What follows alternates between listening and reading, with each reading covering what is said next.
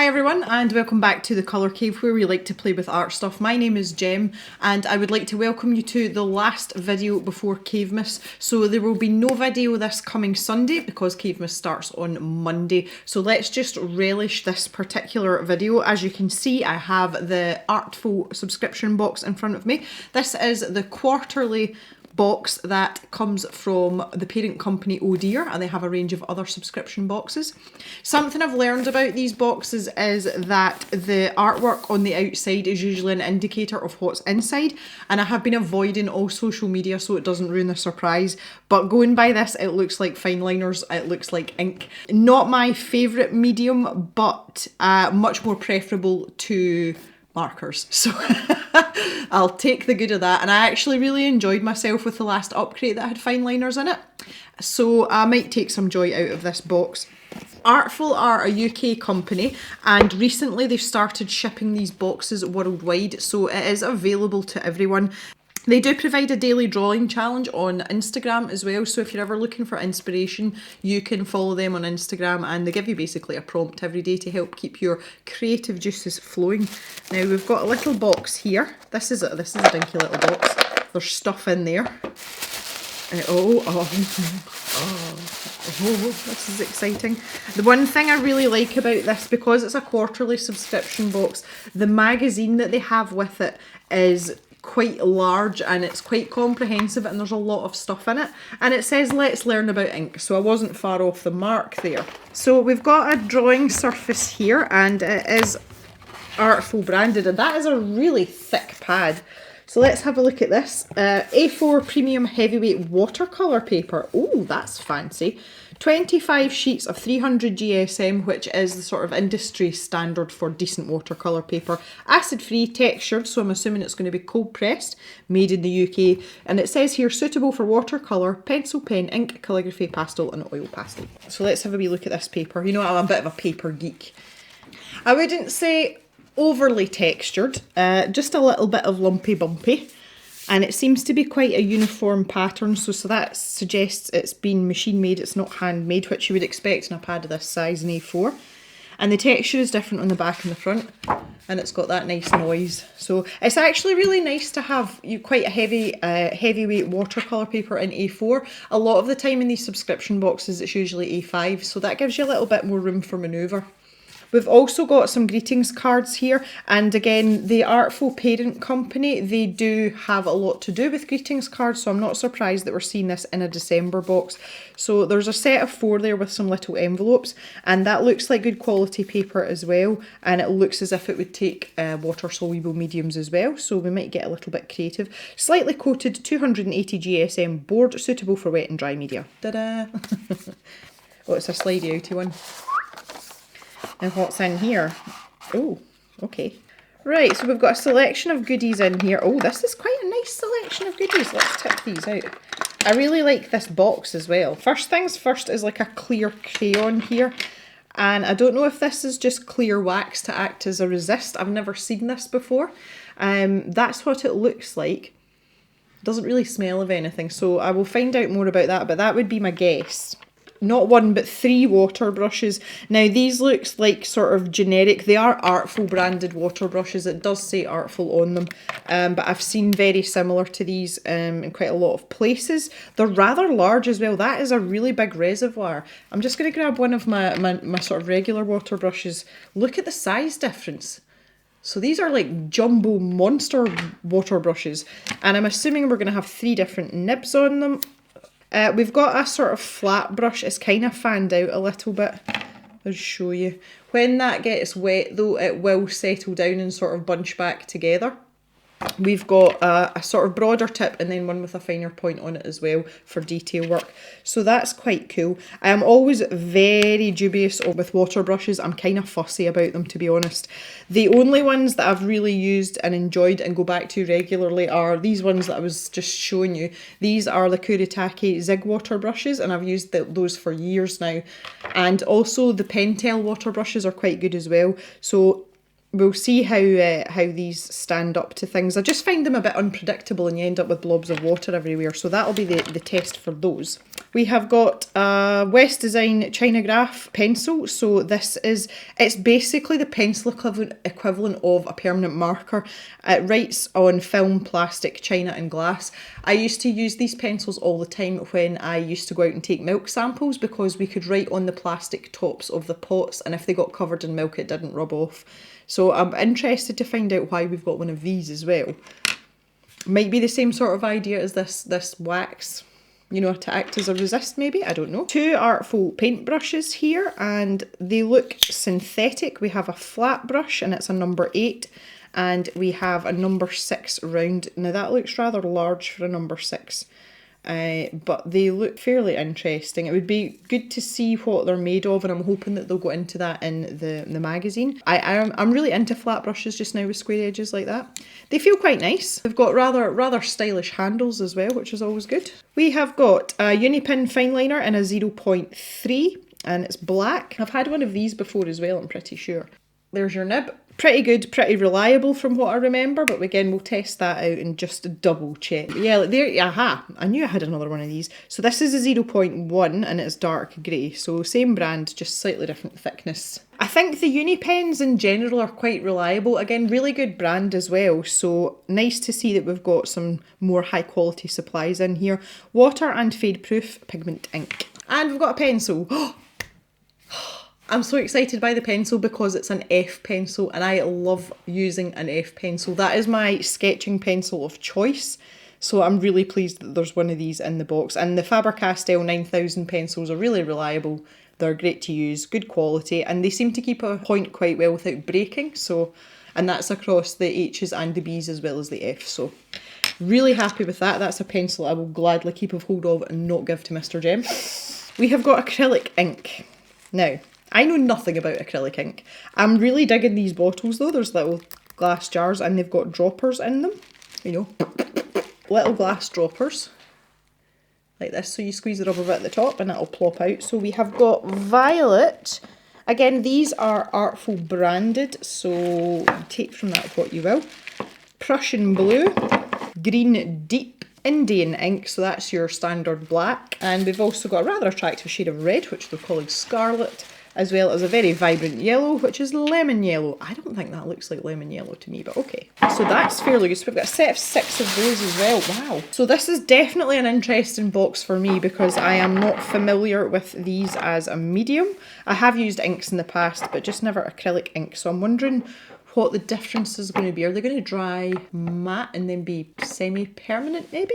Let's learn about ink. So in the magazine, we always have a little bit at the start about the box and some information that you need about the shipping times and all that sort of thing. Then we've got a list of the supplies. It says 5 times 30ml acrylic inks. Oh, it's listing the Indian ink separately. Okay. So the acrylic inks are water resistant and light fast, so that's good to know.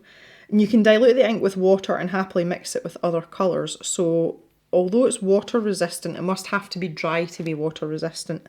The Indian ink is a rich, deep black, light, fast and permanent, not suitable for fountain pens. Okay, good.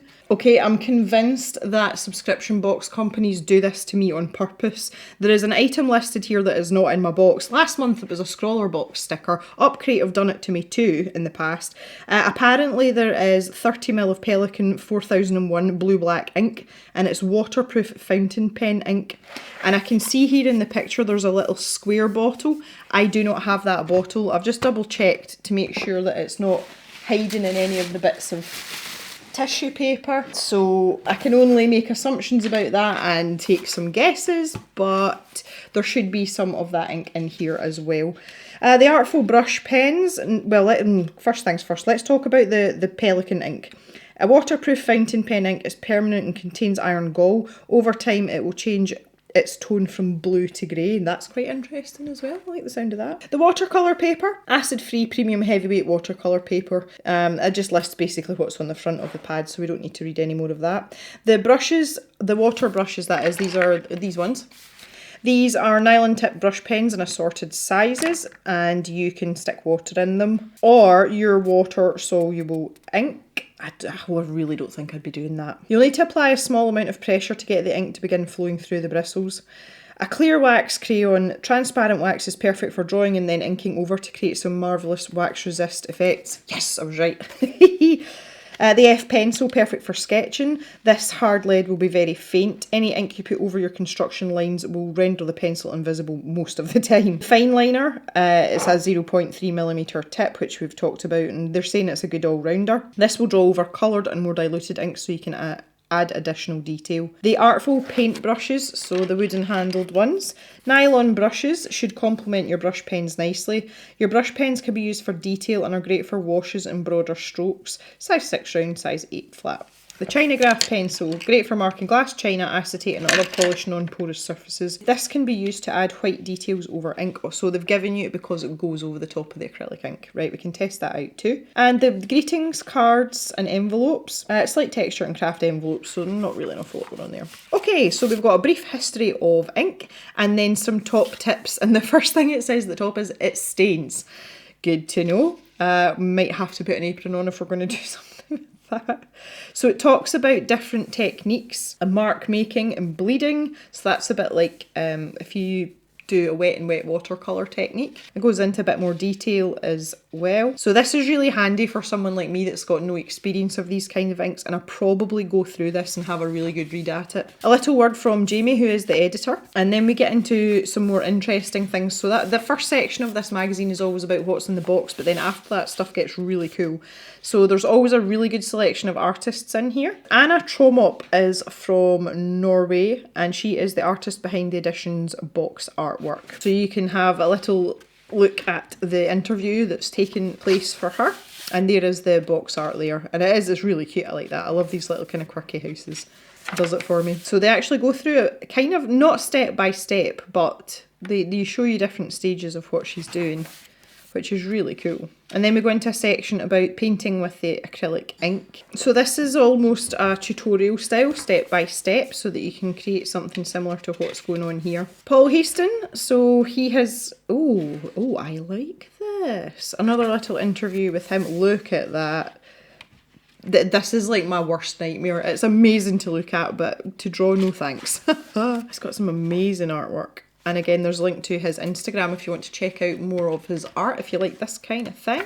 And a few steps of his process. This must take ages. There's so much detail in these. Collaging with Janine. Using Indian ink over collaged material can look awesome. Yeah, that looks pretty cute actually. I like these kind of like alternative ideas that's not just like standard traditional art, and that is really cute. I do like that. So we've got some more artists here as well. These are super cute. Inking florals. So there's lots to be getting on with in this magazine if you want to do sort of step-by-step stuff, which is really nice. If you just feel you need a helping hand there. Oh, I love this as well. Effortlessly harnessing the fluid properties of ink. I would say yes, definitely. It's so simple, but it's so effective. So there's lots more in that. I love the fact that they've covered lots of different techniques with different artists. That's pretty cool. You know, so there is something for everyone. I don't know what I'm going to do with it, but we're going to have to do something. Ones to follow. I love this section as well. And this is just full of little sort of snippets of people and their artwork, and they give you links to their Instagram so that you can get some sort of quick inspiration if something really pops out at you. Hello, Oscar. I think I'll be going to look at yours. And they always have a page about Create Arts, which is a UK charity. I really like this. I think I might want to do something with this at some point. Let's step inside the wonderful world Lizzie Stewart inhabits. She's got a very, very distinctive art style. I was going to say that it must be book illustrations, surely, with that style of artwork. Wow, that's powerful. That might be worth checking out his Instagram as well. He's obviously been to some far-flung and adverse places. Get your work featured on our social media. All you need to do is post a photo of something you've created using at least one of the items included in this box using the hashtag ArtfulBox and follow at ArtfulBox on Instagram. Or take part in the daily drawing challenge. Inking an owl, so yet again another tutorial to help you out. Delicious desk spaces. I love these pages because they're always really interesting. I love seeing the way other people work, and they're always really light and bright and colourful, which is the complete opposite to what I work in. And I just like to look. Plant love is true love. Oh look, these are so cute as well. Someone's done some lino printing there. Oh.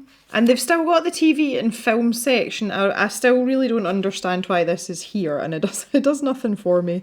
Video tutorials on lino printing. I love that they've got a little sort of advert for this, and the video tutorials are really, really helpful. You get one on the 15th of the month so that you can use your supplies throughout the quarter and get some more inspiration, like you don't have enough already in here. There's a little page about the daily drawing challenge at the back here as well. So there we have it. That is our supplies. So we're going to get sorted out a bit here and we can test some of them out. So that's me. I'm ready to test out the supplies, but you know, I feel like something magical's going to happen. Oh.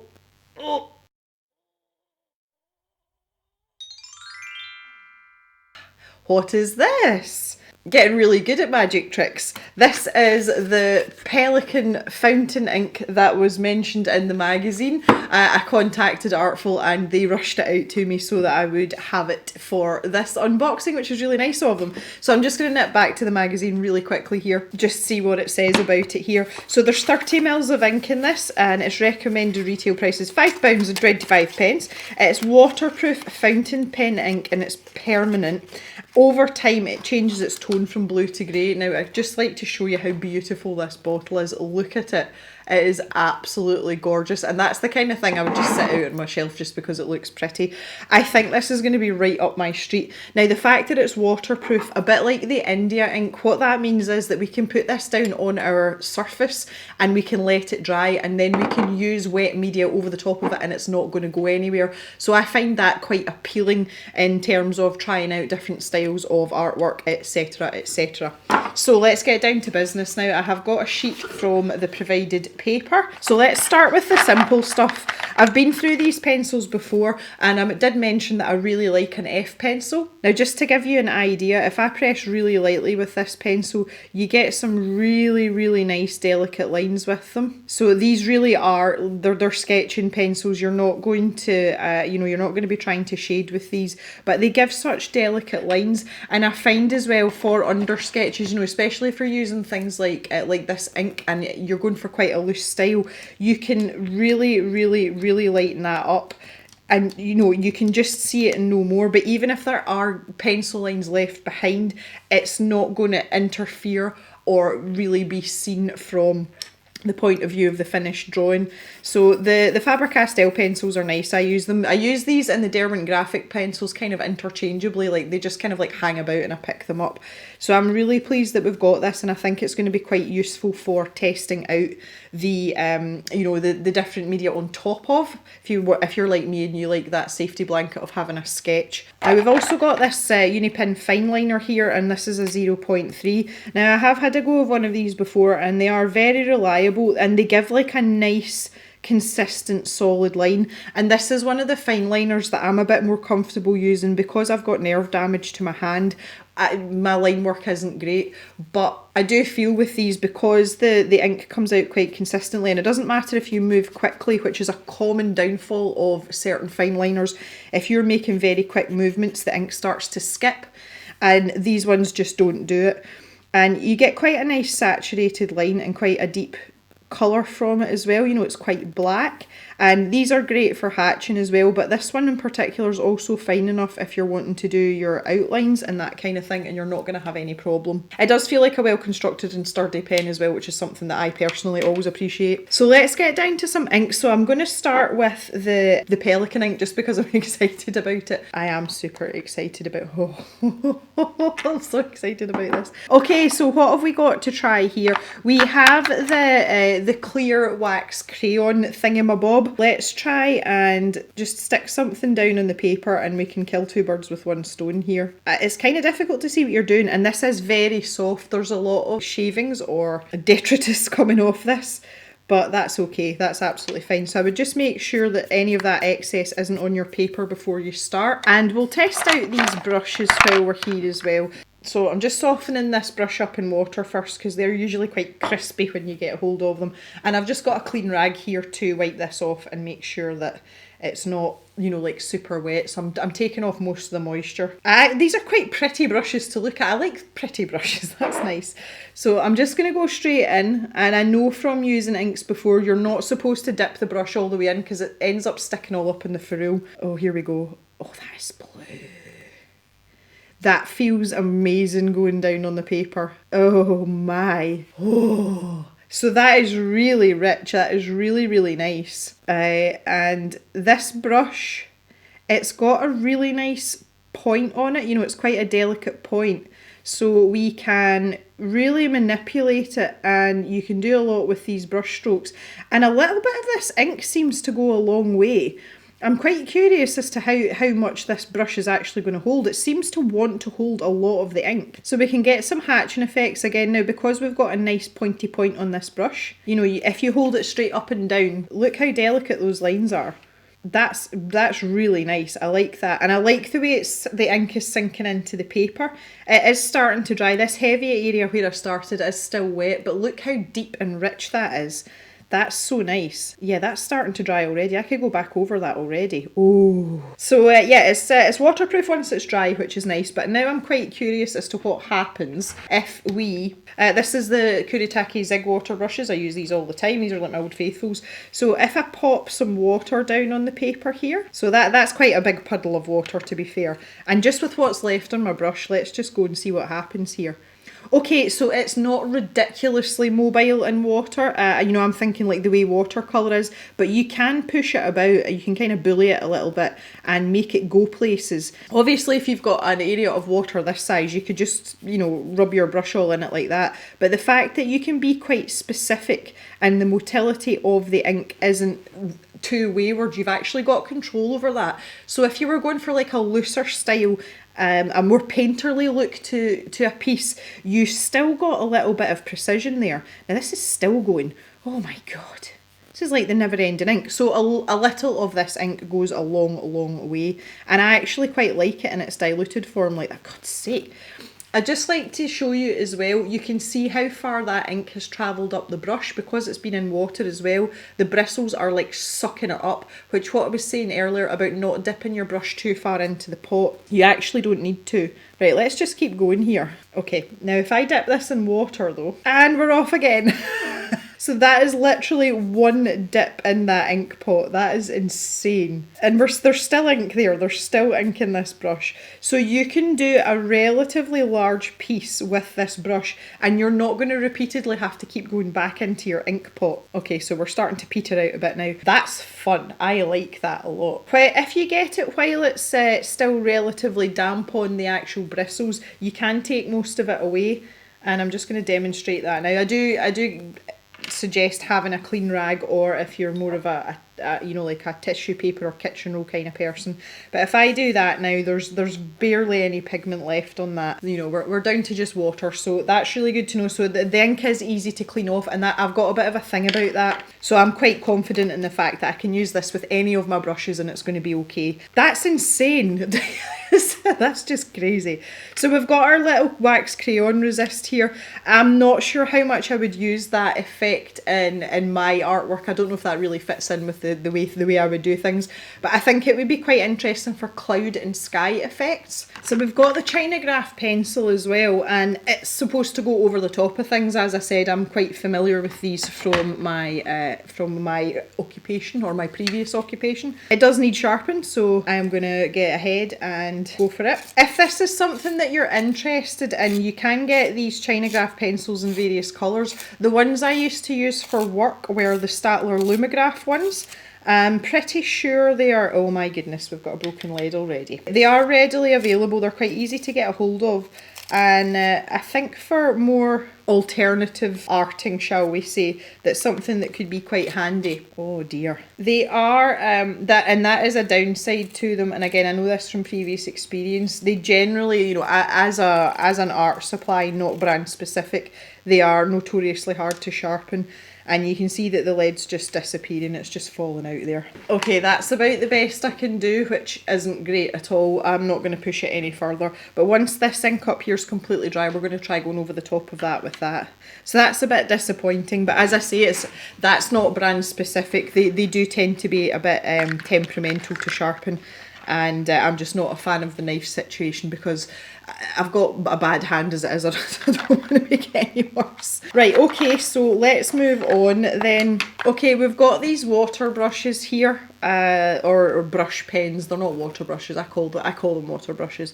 I think the idea is that you're supposed to put the acrylic ink in these. I'm not really keen on it, to be honest, just because I know that there's a possibility that it's going to damage them. I know that's what they're there for. But the other thing is as well, if you don't get them completely clean, you've got 3 separate brushes with 3 separate brush nibs on them, and if you want to switch out colours, that's a lot of cleaning and sorting for you to move on to the next colour. So I would be tempted to use the fountain ink in these because they're easy to wash out, and if you use the India ink, the black ink, then that's going to be pretty permanent.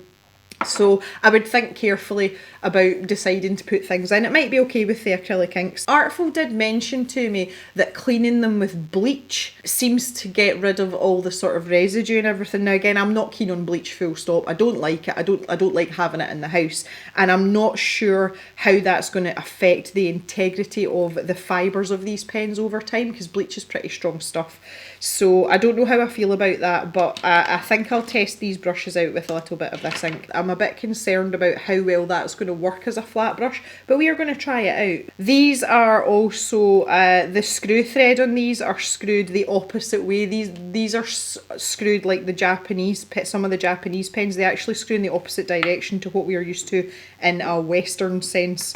So just to make you aware of that, and I find that infuriating personally because it's so counterintuitive for me. For those of you in other parts of the world it may not be, but it confuses my simple little brain. Right, so I'm going to grab some of this again, and I've just got a pipette here. So this is a nice clean and easy way to do things. I steal these from the lab at work all the time, shh, don't tell them. And I can just squeeze some of that in.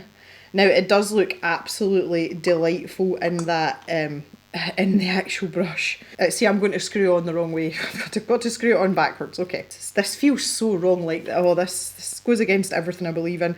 So we've got to squeeze, and there's little indents here on the barrel of the pen, and what that does is it puts the pressure on the ink to come down into the barrel, and you see it kind of like scooting into the barrel. So we just have to squeeze it a little bit, and if we squeeze it too hard it will come shooting out, but we have to give this time to do its thing. Okay, I can see it starting to fill up down the bottom here, so hopefully it's going to start to come out through the nib shortly. Okay, there we go. Ugh. So you can see now that the nib is saturated, it's absolutely full of ink, and that's given reasonably nice lines. It is a bit frayed at the tips, but I suppose, you know, if I do that, you can see that there. You could use that to your advantage, but if I've got a flat brush, I want it to be a solid flat line like that, and if I'm wanting square edges, then that's a bit of a problem. I would have to go in both directions, but the ink's coming out fairly nicely. It's quite uniform, and the brushes feel okay, they feel reasonable. I'm not that impressed with this particular tip right enough. So it's starting to dry out now, and I should be able to squeeze just once, and then it's going to keep coming out. Okay, so it's reasonably consistent. It is reasonably consistent. And we can go back over it, and there's plenty of ink still coming out. So for those of you that maybe aren't used to paintbrushes, or you don't like paintbrushes, this is a really good halfway house between a pen or a pencil and an actual paintbrush. Okay, so we can get some interesting effect. I'm thinking like grass, you know, the way I would use a fan brush if I was painting. That might be quite cool for that. Maybe that was the intention of this brush, is to have like a texture brush. I'm not entirely sure.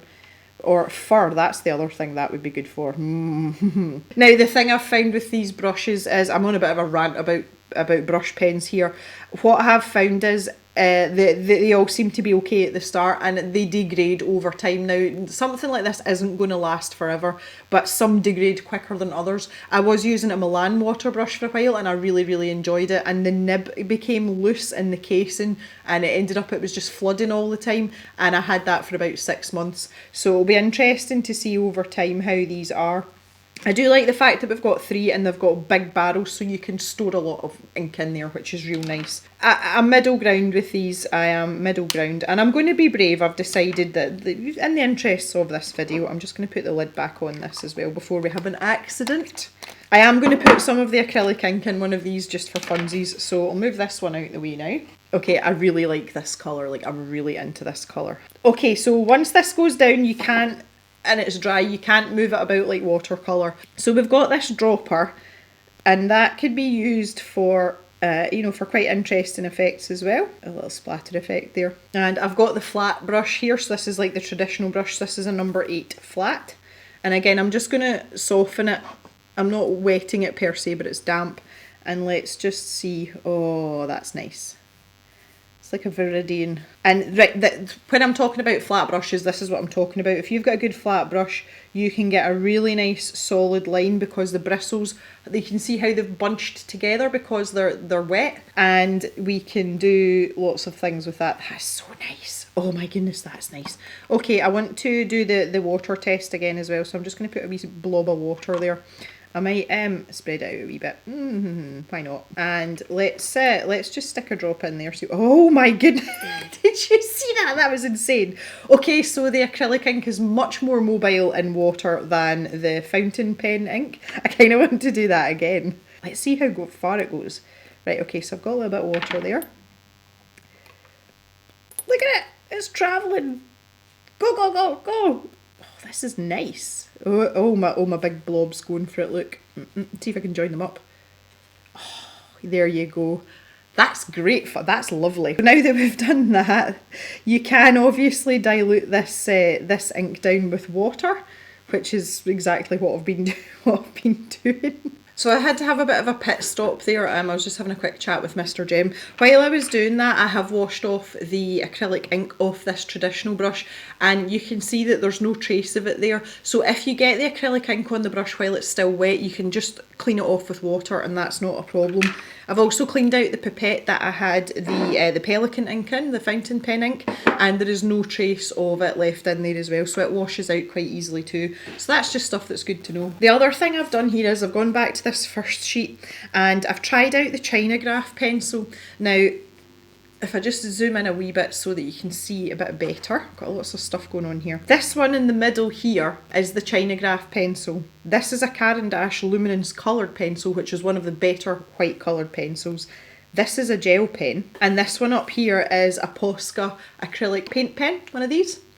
So it's quite interesting to see that all of them are soaking up the pigment from underneath, and that's quite common when putting in white, and it's one of the reasons that if I want white highlights on dark colours like this, and it doesn't matter whether it's paint or anything else, I tend to use white gouache. With the Posca pen though, once it is dry, you can layer it up and you will be able to achieve that sort of bright white that you want, but you do have to make sure that you let the layers dry in between, and you might even have to do 3 layers. So if we move back to these acrylic inks now, we can try a few of the other colours. I do like this green, it's really, really nice. It's very vibrant. So I've got red here as well. That's the technical measurement, just so you know, a little splodge. And I'm going to go back to this round brush and just pull this out. So look how concentrated and vibrant these colours are. That's just lovely. And it's really pleasant to work with. It's quite satisfying. So you can get some really nice delicate colours as well. You know, it's not all about really bright garish, you know, bish bash bosh kind of stuff. You can get some really nice delicate effects, which appeals to me. The other thing as well is because you're using a brush, you can get lots of different textures. You know, you don't have to be all strokes. As I said, you can get a bit of hatching in there, and if you tilt the brush at different angles, you will get different effects. Now this particular angle is the way I like to put leaves on trees when I'm painting, and if you let those dry again, you can layer them up in all different angles and it gives you quite a nice effect. Right, let's go yellow. I actually really like the colour yellow.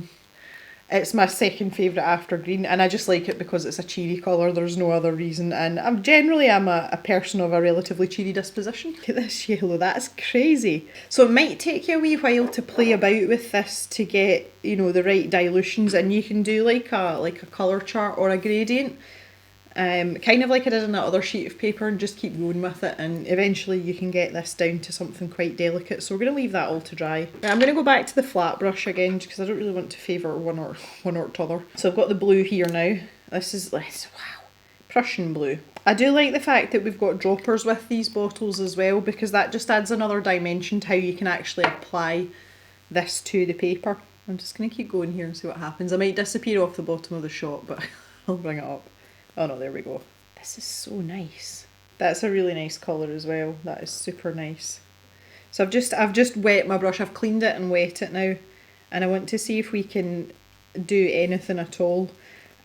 Okay, so this part down here is still wet and we are able to move it about, but it's very, very stubborn. It's sticking to the paper, which again, it's acrylic ink, I expect it to. So with your, the other thing with these flat brushes is you can get really nice straight lines with them, you know, if you use them, if you hold them in a certain direction. So the blue is nice. Again, look how delicate we can get down here, but it's still bright, you know, it's not like really washed out, and that's the really nice thing about acrylic ink, I think. The last one that we've got in the coloured sense is the violet, so I'm going to stick this into one of these other brushes and just see how it goes. Here I go trying to screw it the wrong way again. Oh my goodness. So we can use the dropper for this, and I'm hoping that they've designed that to fit in there. Yes, they have. Good. I was going to say that's a bit of sensible planning, and it's something like that that's often forgotten about, is the fact that if you're going to give people items that they want them to use together, it helps if they work together. So this is one of the pointed nibs. Oh, look at the colour of this. Oh, this is nice too. This is really nice. And it kind of makes me want to write with it actually. Now I'm not putting any pressure on the barrel here, so I'm not squeezing down any more ink. I just want to see how well it's going to do on its own. This is actually just my handwriting, except being careful. Okay, so that's quite a steady flow. I'm quite impressed about that actually. See, that's usually my main bugbear with these, is that they're, oh no, nib split there. That they're very inconsistent in their ink letdown or their water letdown, but that's pretty good. I'll try this again. I'm just going to grab a wee blob of water. I'll try and find a space here. I should really do it up here, shouldn't I? There you go, that's just a tiny bit of water. Okay, so let's leave that to dry and see what happens. Now, so bearing in mind that this is neat ink in here, this is dry up here. I want to see what we're like for layering properties. Oh, come on. Now that's quite interesting. This has gone really dry. Oh, there we go. Okay, no, just no. So I was having to do a lot of squeezing there to get the ink to go back to this really thick, you know, nice dark consistency, because I'd picked up a little bit of water. It just wasn't wanting to do it. This is why I don't like using these brush pens. So we'll see anyway. We'll let them dry and see what the colour's going to come out like. But that's pretty standard for brush pens. They can be unpredictable, and unless you get to know the specifics of, you know, the quirks of that particular pen, it can become a little bit annoying sometimes. And that's starting to, you can see it there, it's starting to split because it's drying out again. So I'm not overly impressed with the brushes. I would just rather use a traditional brush, because I can't be doing with this sort of unpredictability of these, and it's long been my problem with these types of brushes. It's good to try though. I want to see how these are going to layer up on top of each other now that we've tried out all the colours. So I'm going to grab the red. I'm quite taken with the red. And I love that they're glass as well. This makes me happy. High quality. So I'm just going to go back to the traditional brush here because I kind of like it a bit better. Dip it in a wee bit. And we'll put that over the top. Oh, it's so nice. It's so nice. So you've got that little bit of transparency, which is, you know, you can make some interesting effects there. And you can still see the texture of the blue underneath popping up through that. So that's really nice as well. And that's something you could definitely use to your advantage. And I'm thinking as well we can do a bit of mixing. I've got that little bit of red there. Well, that was a bit over ambitious there, I think. So if I just pick up some of this here and mix it in there. Oh yeah, look at that. Lovely. Lovely jubbly. And again, because we've got really nice high quality brushes here, that little bit of ink that we've mixed up is going to go a fairly long distance, one would imagine. So let's see. Oh, that's so nice. That's super, super nice. I am I'm enjoying myself immensely with this. Oh, and then I can add a little tiny bit of water to it, and we can start to fade this out. That would be nice for landscapes, for sky effects. You do have a little bit of time because of the paper. You can, you know, you've got time to work down this as long as you don't let it dry. So you can manoeuvre it and manipulate it a little bit like watercolour. Just a tiny bit though, not, you know, there you go. Look, you could get a nice sunset effect there. Okay, last but certainly not least, we're going to go with the India ink. So this is the bad boy. Now this will stain. It stains everything, that's what it does, and I'm not going to use these lovely pretty brushes for this. I do have a brush specifically for India ink, but I can't find it, which is annoying. So I've just got this is just a cheap brush. This is like a sort of kids grade. I call them pony brushes because it's usually horsehair. Yes. So if I dip this brush in here, look at that. I love India ink. I love it. See when it dries, it is so interesting. So let's just let's just do some stuff here. You can get some lovely effects. But it intrigues me when it dries. Now if I take my water brush here, you can see that this has started to dry already, and that is me going over that with my water brush. There is nothing on that brush and it is not budging. If we grab it when it's wet, we can still manoeuvre it about. That is not a problem. But if you let that dry, it will not go anywhere. That's what it's designed to do. So this is great if you would like some line work but you still want to work in ink. You get this stuff down first and basically job's a good one. And if I just show you the same thing with this original fountain pen colour that we're doing, it did say it was permanent once it was dry. So let's take a kind of heavier pigmented area and do the same thing.